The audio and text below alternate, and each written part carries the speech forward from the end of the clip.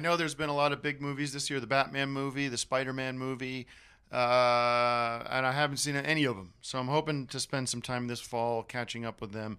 I wanted to share something with you because I was listening to this, I was following this news story over the summer kind of casually. And now that I'm back in America, it's sort of become a thing. The election's coming up, and let me just read this to you and get your thoughts on this. Okay. This is from Newsmax. It says Obama ignored warnings on Solyndra. The Obama administration ignored warnings from its own analysts to cut its losses on a $535 million loan to Solyndra, which is an energy corporation that makes one of these fake energy things that makes satellites or the dish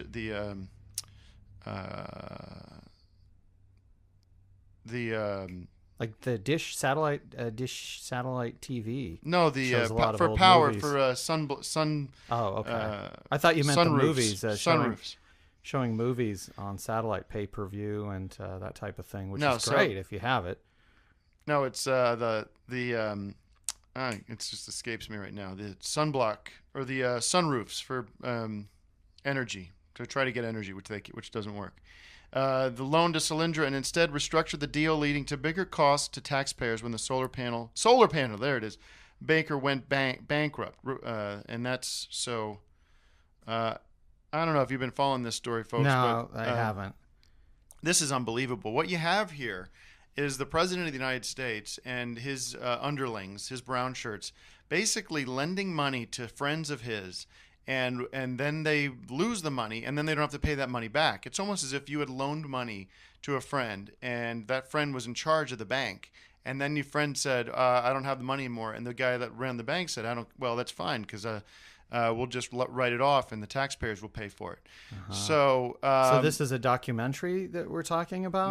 No. We'll get to the movie. Today's movie is Dirty Harry, and we'll get to that in a minute. But I just wanted to share that with you, how outraged I am. And I'm not one of these guys that is nuts about Romney, but what are you going to do? I mean, he's going to be our guy. Well, that's what movies are him. for, is to sort of forget our problems and stop thinking about stuff like this and just sit back. Well, let's listen to this because I think before we get to Dirty Harry, let me just play this clip. I love this. Good morning. 2 years ago, President Obama was here to tout this building and this business. This is Romney speaking in front of Solyndra. I love this clip. Well, you can see that it's a symbol of something very different today. It's a symbol not of success, but of failure. It's also a symbol of a serious conflict of interest. Yeah. An independent inspector general looked at this investment and concluded that the administration had steered money to friends and family, to campaign contributors.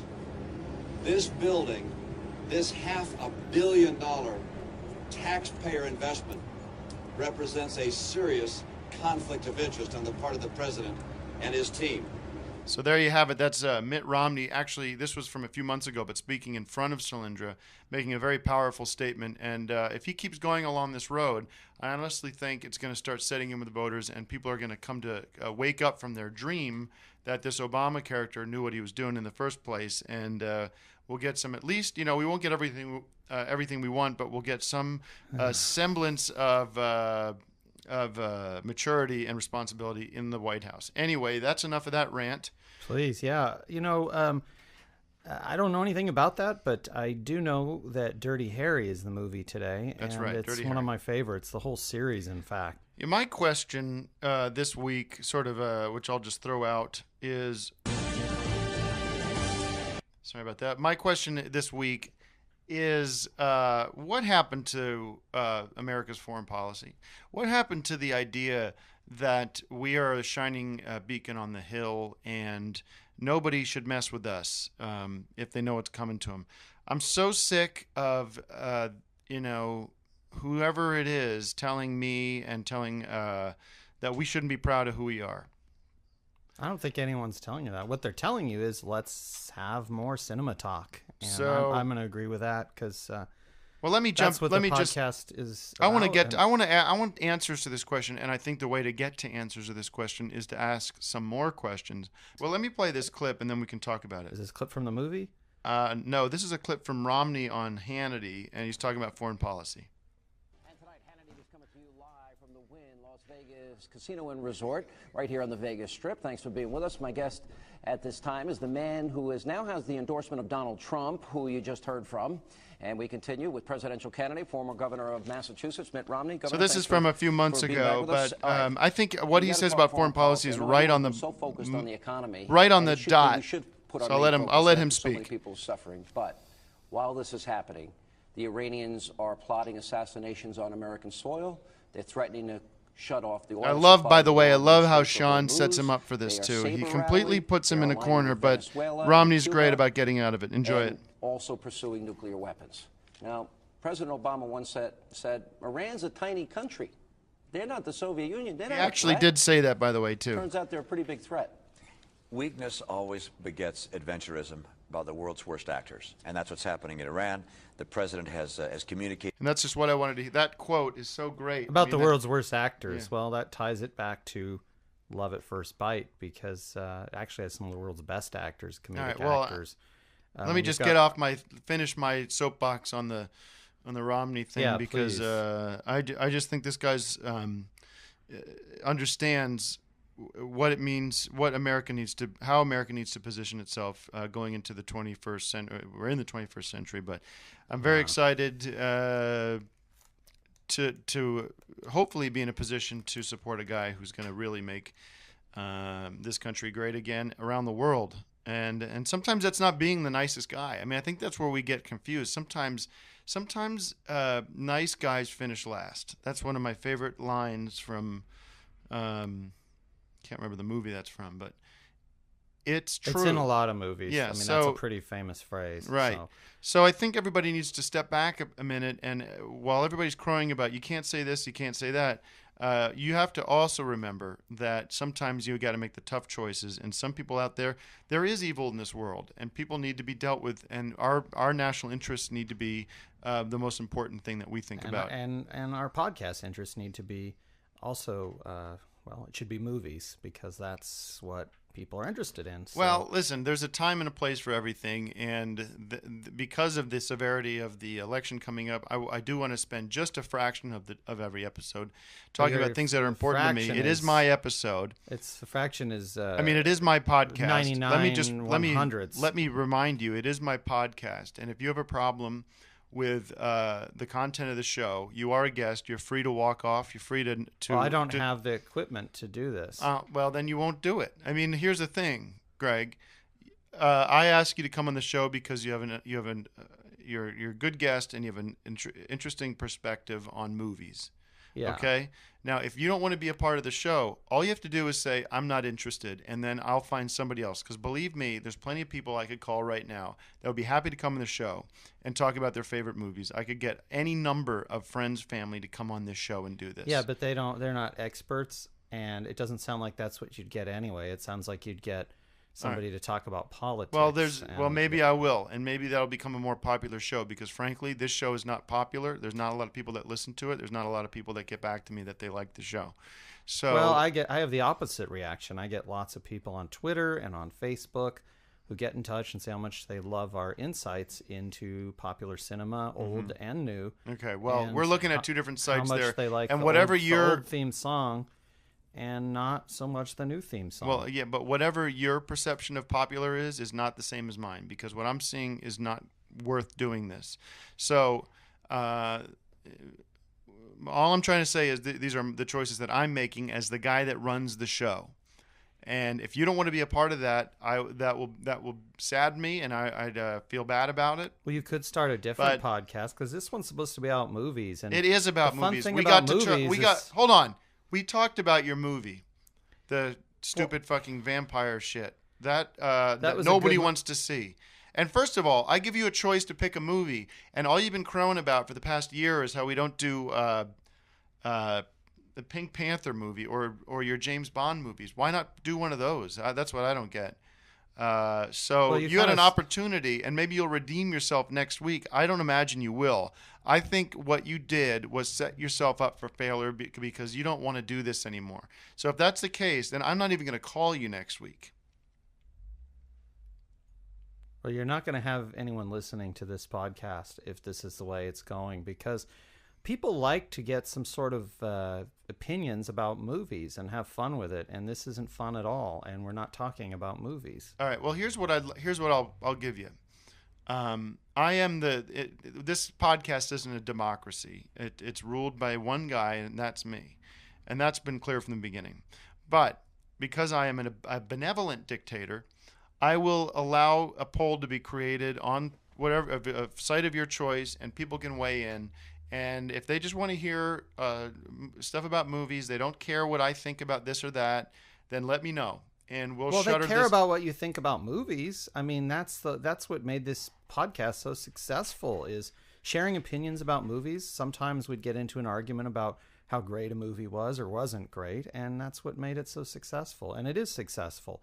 So I don't know why you're suddenly turning on the podcast that people love and that gives people a little ray of hope every week. I am not suddenly turning on the podcast. I'm merely trying to grow the podcast, and by reducing the audience. I mean, let's get back to movies. That's what we do the best. And I think if we do have a poll or a vote, I think you'll find that I'm right. And, well, you'll notice I distinctly use the word poll, because a vote wouldn't do anything, because this isn't a democracy. It's a benevolent dictatorship. Well, then why do you want to talk about America in this way, that you're mad because it's not living up to your democratic ideal? But you want to talk about politics now? No, I don't. I want to talk about movies, and I would like to talk about the Pink Panther movies, and I would like to talk about some of my favorite James Bond moments, and get into some of the movies that we haven't gotten to. I got to say something. I was driving. Before I get to the driving story, I was getting some pants hemmed. I always go to this. I won't say the store, although maybe I should, because maybe I'd get an endorsement. And I always get a size when I need pants. I got a pair of blue pants. I got a size 38. 32 is really the only size that 38 comes in, but I could do more of a 30 is better, so I always go in and get them hemmed. So I go into the local dry cleaner, and I hadn't even tried the pants on, because I just knew that it was a 32 is going to be too long. So I go in and I try the pants on, and wouldn't you know it, the pants fit like a glove. They fit perfectly. The length is fine, maybe a little long, but the woman said if I just wash them, it shouldn't be a problem. And so anyways, it's kind of funny. Your expectations of how things are going to go sometimes get shifted a little bit. And after all, we are in a crazy, crazy world. And it's I bet you that those pants were made in China. And I bet you that whoever made those pants were not measuring them to the way that they used to measure pants. And so it is a crapshoot when you get pants. Sometimes, in this case, it worked out for in my favor, but boy, I have had so many times when I've tried on clothes, and the sizes that I know are my sizes do not relate to the sizes on the clothes, and that's what happens when you don't get that made in the USA quality. And listen, there's a lot of reasons for that. But keeping the show moving along, we're going to be talking about Pink Panther with my guest, Greg Turkington, in a little bit. I wanted to share this story with you. It is from one of my favorite websites, Infowars.com, which is a great site. And boy, they're reporting on stuff that nobody else is getting near. I mean, they talk about nuclear. And speaking of nuclear, look at this story. It came out just a couple weeks ago. It just came through it says August 2nd on here, so that's about 6 weeks ago or so, 7 weeks ago. But the story is Russia. You can look this up. Russia moves nuclear missiles to Cuba.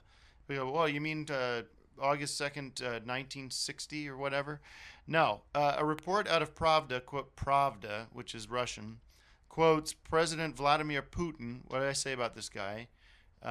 He's not to be trusted, as saying that Russia has moved strategic meaning that's where they need to be in case of war, nuclear missiles to Cuba in response to the United States' continuing efforts to encircle Russia in Eastern Europe. Does this ring a bell to anybody? I'm too young. I didn't live through the Cuban Missile Crisis. but my dad did, and my grandpa did. And I remember growing up, them telling me stories that we really didn't know what was going to happen. You know, we didn't know whether or not the whole country was going to go to war, and that the bombs from Russia that they planted in Cuba, which is only a 90-mile sail or boater ship from Florida, those bombs could have been easily sent to New York, our own government in D.C. Trust me, maybe that could. No, I won't say it, but you know what I'm thinking. Wouldn't be the end of the world. But so then listen to this. It goes on. It says the article written by Lubia Latko, some name, explains how Russia is reviving its military operations in Vietnam, Cuba, and the Seychelles. I don't know what that is, but unbelievable. I mean, what is it? You know, and you know why? Is because they see a weakness. They see Obama as this guy that they can this guy is a complete pushover. He shouldn't be in the White House. And he won't be, you know. So its story goes on. However, with military defense system under the auspices of NATO in Europe, and then the process be shattered. The Russian Federation has fulfilled all terms of the agreement, even though I'm trying to get to the place where I saw, which really kind of freaked me out. With the full consent of the Cuban leadership, on May 11th of this year, our country has not only resumed work on the Electronic Center of Lourdes, whatever that means, but also placed the latest mobile strategic nuclear missiles, quote, that they did not want to do in the amicable way. Now let them deal with this, says Putin. You have been warned, friends. All right, we'll see you next week. Well, I got to say this. I love John Voight. I love. He's great. Yeah, I love his. If you've seen him recently, this guy is such a patriot. He's such a, he's so brave. He's so, as a lot of you guys know, about 99% of Americans, 99% of Hollywood actors and producers and directors are these liberals who. Well, he's got a couple of Oscars too. He's been nominated and he's actually won a couple of Oscars. Well, I know, but my point is that's great, and he deserves the Oscars he's won. But just like Clint Eastwood he's one of those rare guys that gets it and he understands what's really going on in America, and he's not afraid to say it. This is a guy that could. If he wanted to play it safe, he could just toe the company line of whatever X, Y, and Z wants to be said about we're voting for Obama and we believe in X, Y, and Z. But listen to this. I pulled this clip because I knew we were going to be talking about. This from Anaconda, which no, is this another... is John Voight on Huckabee. We're witnessing a slow and steady takeover of our true freedoms. This is John Voight. We're becoming a socialist nation. And Obama is causing civil unrest in this country. Yep. And what's going on? Well, we see, first of all, that the stimulus package didn't work. Right. And now we see the government taking over banks. We see the government taking over car companies, insurance. We're being told what cars we can drive, how much we can make, and now they want to take control of our health care. Yeah. Tell us. So that's John Voight nailing it, actually saying that, I love the name of this YouTube clip. If you want to see the whole thing, it's this kills me. John Voight tells the truth about Obama, period. Wake up, America, period. Love that, and love the uploaded by Kevin Nash is cool. And so Kevin Nash, if you're an On Cinema fan, write me. I want to thank you for posting that video. And thanks to Mike Huckabee for having John Voight on. So John Voight is the real deal. He's obviously a great actor. He belongs in the On Cinema Hall of Fame, not only because of his great performances, but also because he is a true American. He's a true patriot, and he loves this country just the way I do. And we should have more John Voights out there, not these others. In fact, if you look at the first John Voight movie, I don't know if it was his first movie, Greg, you can correct me if I'm wrong about this, but Midnight Cowboy, there you have the opposite, the two extremes of what's right in Hollywood when it comes to political beliefs and what's wrong. Because as far as I know, Dustin Hoffman is a liberal, and he's probably voting for Obama, and he thinks that we should all be, this should be a nanny state, and that we should be getting all our food for free. And as opposed to John Voight, who played the other. That's not really what the movie's about, though. No, I know it's not what the movie is about, but I'm saying there we have a clear distinction, a black and white scenario from the original movie, from Midnight Cowboy. There's Dustin Hoffman, and there's the stark opposite, the great American John Voight. And we should all aspire to be more like John Voight. Freedom is never more than one generation away from extinction. We didn't pass it to our children in the bloodstream. It must be fought for, protected, and handed on for them to do the same. That's a quote from the great Ronald Reagan. Something I like to remember as much as I can. I know it seems a little hokey, but right now, this month, I mean, it's something we got to remember, and everybody's got to be telling each other. Freedom is never more than one generation away from extinction. Please, please remember that, and remember to vote Mitt Romney in November, because we cannot stand another 4 years of this president. And I tell you, folks, we are standing at a crossroads, and the very definition of what it means to be an American, the definition that has existed for over 200 years, that very definition is on the cusp of changing. The definition will change. People will look back, the history books will look back, and they will have to put a mark and say, this is where things changed. Or this is where things went on the road to recovery, and we start to come back and reclaim who it is we are and what we are about. We are about freedom, liberty, and justice. It's a fun movie. It's a great romance, and it's got some good comedy, some good performances. Not to say that I'm the biggest Richard Gere fan. He's made some good films over the years. I think he's underrated. I think the first of his earlier films that really struck a chord was American Gigolo from 1980, which was a little gritty. Well, all I remember is him coming up. I don't remember where it was, if it was the Oscars or one of these, where he comes up and starts talking about Tibet and sort of these human rights bullshit things that he gets involved with, and all this. With all the money that we send to these countries, they can't get their house in order. Then at some point you have to cut them off and say, this is your problem. You solve it. I'm not spending any more money trying to make your lives better when we got our own problems over here. Well, also, Pretty Woman, looking here, it grossed $463 million. So it was quite a successful movie. And it's one of those movies people watch again and again and again. It never gets old. And, well, let me just take a minute here. Let me take a minute here, and we'll come back to Pretty Woman in a second. But I want to talk about Goldline. If anybody's familiar, Greg, do you invest in gold? Or do you have a? I do.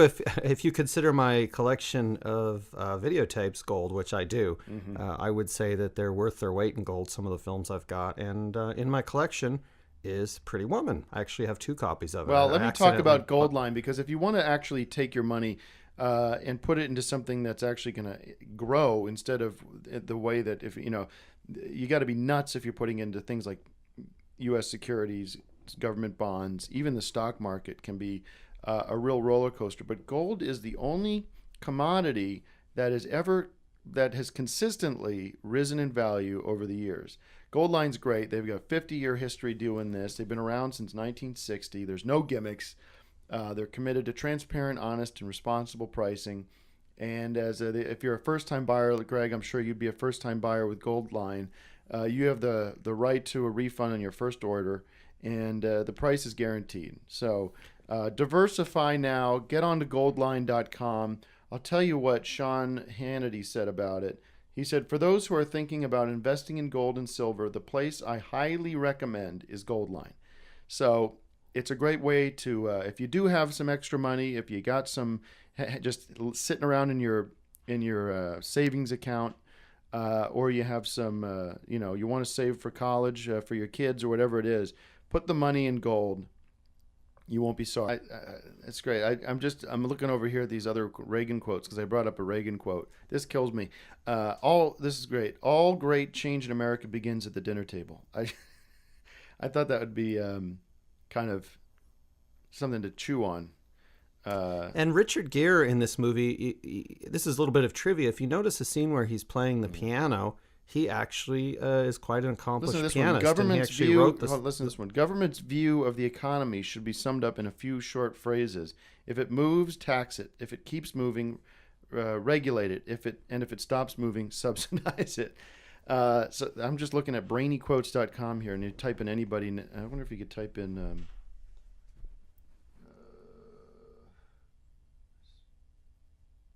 Bush.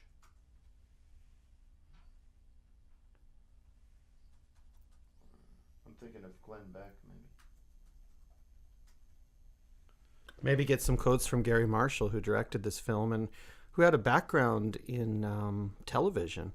And good for you. His daughter is. Listen to this one. Good for you. Now you have a heart. You can be a liberal. Now couple your heart with your brain, and you can be a conservative. So, anyways, Brainy Quote. That's a great site you put in. Hey, everybody. It's Tim Heidecker from On Cinema checking in with you guys. One more week. Got a couple more weeks to go before the big election. And I'm going to be I'm watching the news every day. I'm obsessed with this stuff. I love it. And I think that there's going to be a big surprise. I think that's what's going to happen. I think there's going to be all the pundits and all the people that think they know all the answers to everything are going to wake up the day after the election and say, "What? I don't know. But that's what the polls said." And you know, it's going to be hysteria. But it's going to be good for me and you. So before we get into the show, I just want to say a couple words about gold. Goldline International, goldline.com, is the only place you need to go to if you're thinking about investing in gold. And if you're not thinking about investing in gold, then I don't know what you're thinking, because the best place to put your money these days is in precious metals, and there's no more precious metal than gold. Check out goldline.com. They've been around for 50 years. If you're a first-time buyer, they offer protection. You have the right to refund, and they've got a price guarantee. So it's all you need to know. Check out Goldline. I'd love a Priceline sponsor, anyways. I would love for you guys to check out goldline.com. It is the only place you get gold on the internet, so check it out. My guest today is film buff, film historian, and great guy to know is Greg Turkington. Thanks for coming on the show, Greg. Hey, guys. And we're going to be talking about a movie that I caught on Netflix. I don't know if you have Netflix, Greg, but I do. And it is really a great way to see movies that you might have forgotten about. But this one just came out. I thought we were doing The Fifth Element. No, we're going to be talking about Atlas Shrugged. All right, because you'd said that we were going to do The Fifth Element this week, so I had rewatched it. Well, I apologize, but things change, and in this case, our movie changed, and it's my show, and I have the right to do that. So, have you seen Atlas Shrugged? No, I haven't seen that one. All right. It got, it didn't get a big release, and it was sort of. From what I hear, it's not very good. It was fantastic. It was a terrific thriller. If anyone's familiar with the book, it's a book by Ayn Rand called Atlas Shrugged, and it is really a parable, is the best word for it, about the struggle of the individual and the you have this story basically about a railroad owner who gets the big government, the central government, Big Brother, the Obama administration really comes in and shuts them down and doesn't let them build these trains. We were talking about Runaway Train a few weeks ago, Greg. This would be right up your alley because it has a lot to do with trains. But it's a great movie. It's a great thriller. But it also, man, is it amazing that this woman who wrote the book had this amazing insight into the future, that it's exactly what's happening in the country right now. So it's stunning to watch. I know the sequel, I think, just came out, and it hasn't come to Netflix yet, so I'm dying to wait for that, because the book is so long that they had to break it up into two chapter or 2 episodes, almost like a Star Wars kind of thing. But Greg, so you haven't seen this? No, I haven't seen this one. As I said, it wasn't very highly regarded. I think it was a film you could miss and that's feel bad that you missed it. That's because you're reading the garbage that you get that gets put in front of you by the lamestream media. They want you to believe a certain thing. So if a movie comes out that doesn't stick to their doctrine, they're of course going to give it a bad review. Why would you think that would get a good review? You know, it's like, of course it's going to get a bad review. I mean, there aren't any name actors in it, and it's just not a film that interests most moviegoers.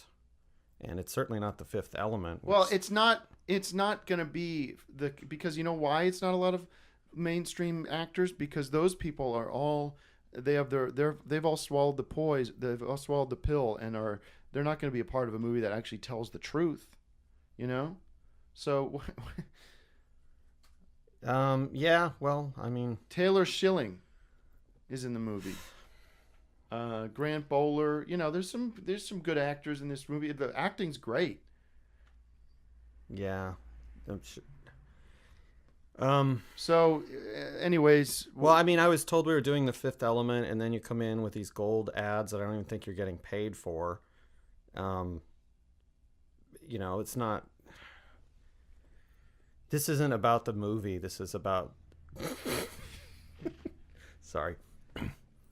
This isn't about the movie. It's just another excuse to hijack this show with these politics that nobody wants to hear. And they do. People are telling me I'm getting Twitters from people saying, let's get back. Let's get back to the movies. Fuck that, Greg. Those people, They're all trying to make a joke of this, and they think that they're goading you along, and there's just as many people on that site and on other sites, on the fucking website, on cinemapodcast.com, where you see the comments. People are back and forth. It is not just people not wanting to hear me talk about this shit.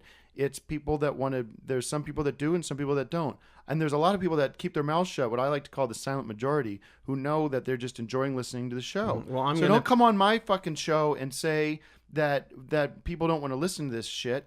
Well, I'm going to be part of the silent majority soon, because I don't have anything to say about this stuff. You know, I have a lot of information about movies I'm happy to share with people. But if we're not going to talk about movies, especially when I prepared for this episode by rewatching The Fifth Element, which I've already seen 10 times, but, you know, I did the research. And if you don't want my expertise, then this could very well be my last episode. All right. I apologized already for changing the episode on you, okay? I already made that apology. I was clear on that. I'm sorry I did that. If you're not up to date on the big movies that come out, like Atlas Shrugged Part 1 that came out in 2011, I don't know why you didn't see that. You should be ready to talk about these movies. You should be ready if I throw any movie that comes out that's been in wide release that people have seen. This doesn't even count as a movie because nobody has seen this movie. This is a private project that somebody made, and it's just an excuse for you. I mean, if you switched it to 12 Monkeys or something like that, I could probably go with it. But you know, I haven't seen this movie. Most critics, most film buffs, most critics haven't seen this movie. No, they don't. They wouldn't bother watching it. Most critics. I just want to get your quote on this. Most critics haven't seen this movie. Yep. Is that what you're saying? That's what I'm saying. Okay. Well, then stand by. Talk about The Fifth Element for a minute. Well, that's a great movie, but you know, with Bruce Willis, and it's a lot better than this one. It's a science fiction. It's got Gary Oldman is in it, and Well, I just back to your point. Most critics, quote Greg Turkington, most critics didn't see Atlas Shrugged, right? Yep.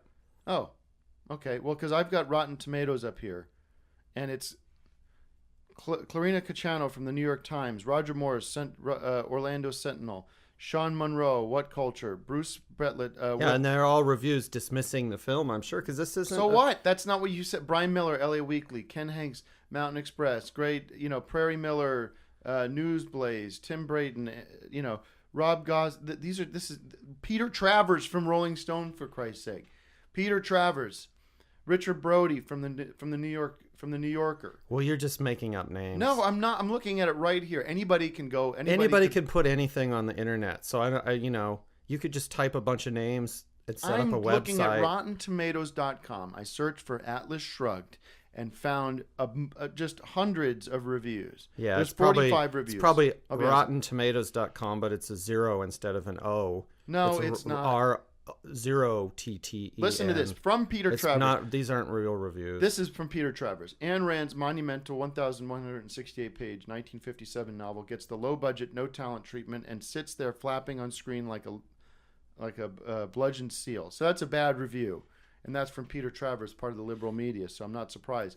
But the idea that you're suggesting that no critics saw this movie is not true. And it's another example of why you don't bring a reliable perspective on films to this show. You don't. Well, that's ridiculous. I mean, you don't know anything about films, and you're just using this to talk about politics, and I'm not going to come back here unless we can get back to what the podcast was successful at, which was information, trivia, facts, figures, behind-the-scenes information that I had to impart about these films. All right. Well, there's never been... I've done episodes of this show before without a guest, and I've done episodes with other guests. It's not necessary for me to have a guest. It's not necessary for me to have you as a guest. Well, it's necessary if you want any behind-the-scenes information. If you just want to read the names of critics that reviewed something, then yeah, you don't need me. All right. Well, there we have it, folks. We have dissension in the ranks. And, sometimes when you believe what you believe, sometimes you come up against people who do not believe what you believe. And frankly, those people, it's their loss. And that's a lesson that everybody has to learn at some point in their life. Well, the loss is going to be the loss of listeners. Your mic off. I'm turning your mic off. I'm turning your mic off. Okay? I've had enough listening to you tell me how to run my show. Thank you guys so much. And if you haven't seen Atlas Shrugged, I think that it's a good movie. It has problems, but it tells a great story, and you should listen to it. I gotta go.